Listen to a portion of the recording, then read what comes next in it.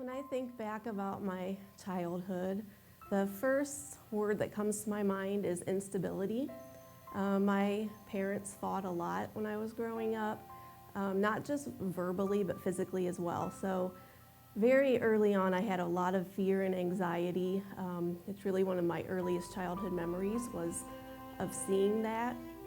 And then to add to that, we moved over 15 times, so I never felt really secure or comfortable in one place.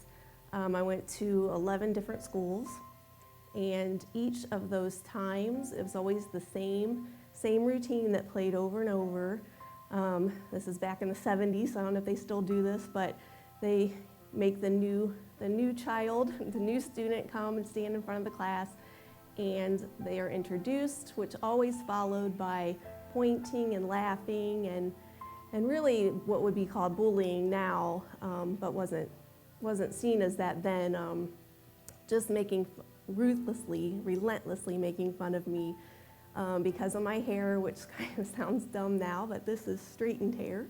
And then it was very curly, very frizzy, and a lot of it. My mom would always say, well, you're Greek, and that really didn't matter to other kids. So it just went on like that over and over through the years. Then, being a quiet person anyways, that really made me withdraw and become more and more quiet, to which you get made fun of for being shy. I would hear, why are you so quiet? Does she know how to talk?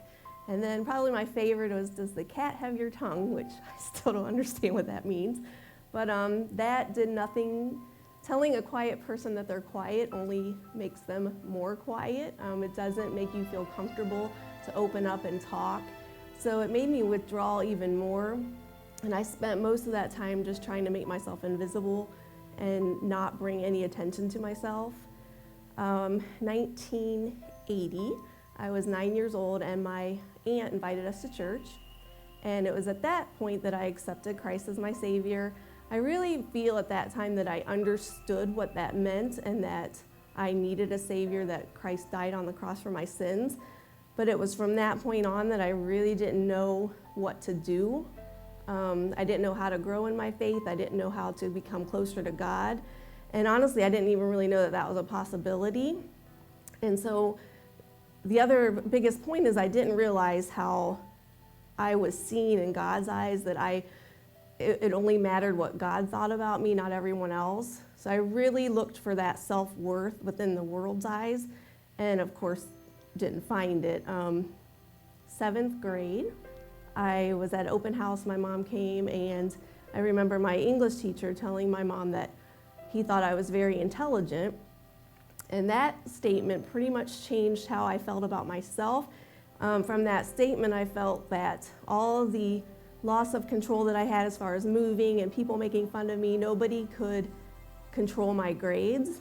And so really that became first in my life, and it was an A or nothing. If I got anything less than an A, I felt like a failure. And I put that on myself. It wasn't anybody else that was holding me to that standard, but it's just what I felt. From 7th grade and all throughout college. So I kept this that's where I found my self-worth. That's where I felt important. Having good grades and getting A's in high school and early college doesn't get you invited to many parties or asked to many dances at that point. And so I really started to do things that I knew were wrong.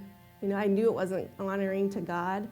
To get that acceptance of friends and to get some of that attention that I wasn't getting. And I had a lot of guilt from that, but not enough to stop, put God first, and change. I just continued on with that through those years. Mike and I got married in 1993, and he knew I was a Christian. It definitely was not evident, though, that it was very important to me. And the first few years, we didn't go to church. I just continued on saying I was a Christian, but not really living it. And then Courtney was born. And when Courtney was born, after she was born, I had this overwhelming just urgency to get myself back to church, to get my family to church, because how was she going to know about Jesus? How was she going to come to faith if I was her example? So I started going back to the church where I had grown up in, and Mike actually started coming with me. So we would go on the weekends that I was off, because I had to work every other weekend. And it got to the point where Mike started taking Courtney on the weekends that I had to work. And as time went on, Mike came to know Christ. We were very active in that church. Courtney's spiritual depth was just growing and growing. And Alicia was born, and we actually, as I was discharged from the hospital, instead of going home, we stopped at our church. So Alicia's first trip home from the hospital was actually church. And we kept going. We were growing in our faith, but we had some things happen at that church that hurt both of us from some people at the church. And so we left there and started going to another church. And both of us were very cautious, though. We didn't want to get involved. We, instead of turning to God and trusting Him and knowing that people will fail us, we just internalized it so much that we just withdrew, went to church and went through the motions, but really were cautious about trusting anyone. And I was pregnant with Mikey at this church, and the church was very supportive. It was a very supportive church family. I had complication after complication with my pregnancy with him. I was on bed rest off and on for the whole 9 months. And we were told during one of the ultrasounds that Mikey would be born with a cleft lip and palate, which wasn't a big surprise to us. But they also told us that he could potentially have Down syndrome. He may have a neural tube defect, which he would not survive birth. We were told that the ventricles in his brain were enlarged and that he could potentially need neurosurgery at birth, and so they had a neurosurgeon standing by. We were told at one visit when I was alone, they took out an amniocentesis kit, wanted to do it right there so they could see if I was going to terminate this pregnancy, I needed to do it now, which was not an option for me. That didn't even come to my mind. But that's where we were during this whole pregnancy. Mikey was born in 2003, and he had a cleft lip and palate. Immediately went to the NICU, where he spent 2 weeks. Nothing else. He didn't need neurosurgery. He didn't have Down syndrome. So a lot of the things they told us were completely false. The only thing we knew after we left the NICU at Children's was that he didn't have a corpus callosum, which kind of transfers information between the right and left side of your brain. They said that happens, not a big deal. So Mikey went home. 9 surgeries. He had cleft lip surgery, cleft palate surgery, hernia surgery, tubes in his ears. He had an abscess show up on his arm one morning and had to have that drained. So surgery after surgery. For the first year, we started noticing that he wasn't developmentally progressing like he should. He wasn't sitting up when he should. That sort of thing. So when he was 1, he had a MRI under anesthesia, so typically like another surgery. And they diagnosed him with holoprosencephaly. I'd never heard of that before in my life. But the right and left side of his brain really were kind of meshed together. They didn't separate. So it was kind of gave characteristics similar to cerebral palsy. So he couldn't walk. He could make sounds. He ended up with a feeding tube because when they did studies, they saw that some of his food was going into his lung. So we had tube feeding, we had tons of medications, physical therapy, occupational therapy, speech therapy at our house 3 times a week, doctor visit after doctor visit, and specialist after specialist. But he was the happiest baby. More so when I was holding him, which people told me to put him down, but so glad I didn't listen. Had a lot of pain in his hips, so It was more comfortable when he was in a position where I could hold him. But a lot of time, Mikey was everything to us. We, time consuming, it sounds bad, but he needed a lot of attention, to which Courtney and Alicia didn't get a lot during that time. And just 2003, we had surprise baby Natalie was born. And also born with a cleft lip, which was a piece of cake. Compared to what we had been through, she didn't have any of the other symptoms, any other birth defects or conditions that Mikey had. She needed a surgery she had on the day before Thanksgiving in 2003, and we brought her home on Thanksgiving Day of 2003. I work every other holiday, so it was my holiday to work on Thanksgiving, and we were having Thanksgiving at my cousin's house. I went to work and was in a patient's room. I was working at Akron General at the time, in a patient's room, and got a phone call, to which I said, can I call him back? And the urgency in the person's voice, I could tell something was wrong, and I immediately thought, oh my gosh, what's wrong with Natalie? We just brought her home, she had surgery. Got on the phone, and my cousin's girlfriend said that it wasn't Natalie, it was Mikey. He wasn't breathing, and the paramedics were there doing CPR. Immediately, the state of mind when you get that call is just shock, and I barely remember that call. I remember the call, but I barely remember the things that happened right after that. And security at Akron General drove me to Children's, and we actually beat the paramedics there.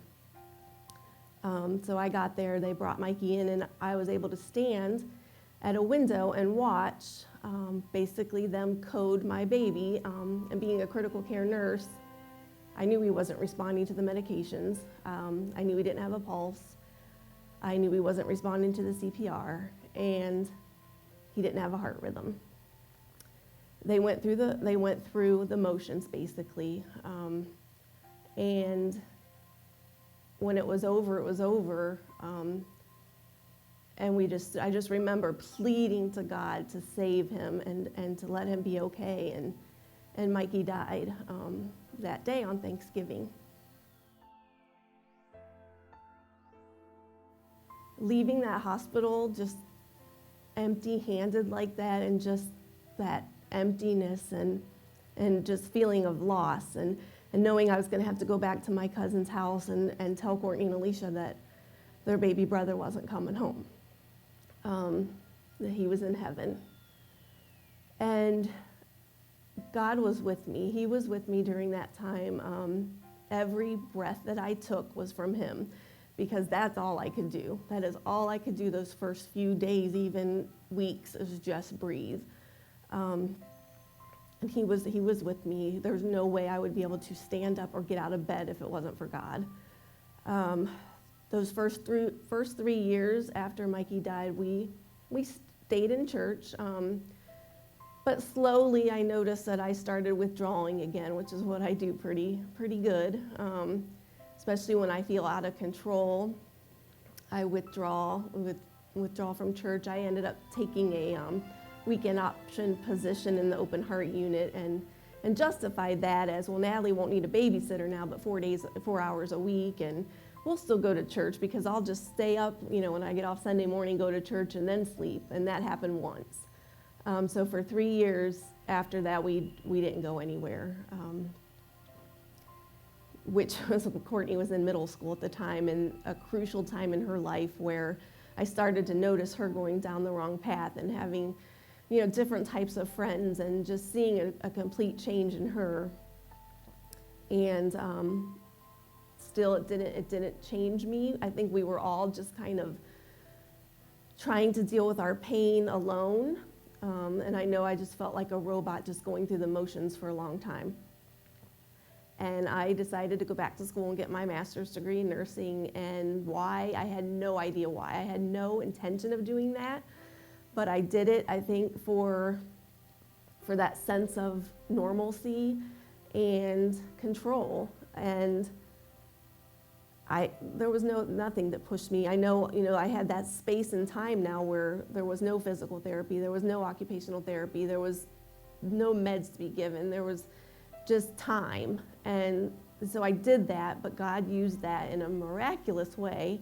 In 2008, I was invited to a Bible study here at ABT and walked into the 112 to meet Michelle McLaughlin studying Daniel, and immediately felt safe, felt very welcome, and socially, having so much social anxiety that I do, I felt it was okay to be there. Someone had bought my book, so then I felt like I had to finish the study. So I stayed and really started bringing the girls, started bringing Mike. I had to bring Courtney in this church kicking and screaming. She did not want to come. They wanted us to do church at home, and we kept coming. And I began to pray that we would be able to come here. The love that I felt in this church was so great that we would be able to come here on Sundays. So 2009, a year later, my master's degree came in handy, and I got a nursing education job with SUMA and was able to work Monday through Friday. So we began coming to the church on Sundays, still kicking and screaming as Alicia and Nat and Courtney. We still had to pretty much drag them in initially. But 2008 hits, and the Connect, this is probably the thing that transformed my life the most, was the Connect 2010 mission trip to Oceania, and I wasn't even on it. I didn't go, I was at home, but Mike and Courtney went and came back, just transformed and on fire for God. I have never seen Mike like that in my life. Always wanting him to be the spiritual leader of our house, and never knowing if I was going to see that. And he faced a lot of obstacles, and there were a lot of things in our family that I don't know if we would have made it had it not been for that mission trip. Courtney completely transformed. I have to drag her out of the church now.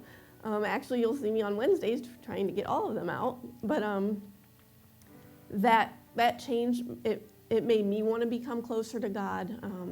So I just really plead with you all that this is the time. While you're in high school, this is the time to really build your relationship with God and build that foundation, because once you leave, the temptations and the way the world comes at you, it's hard. It's really hard if you don't have that.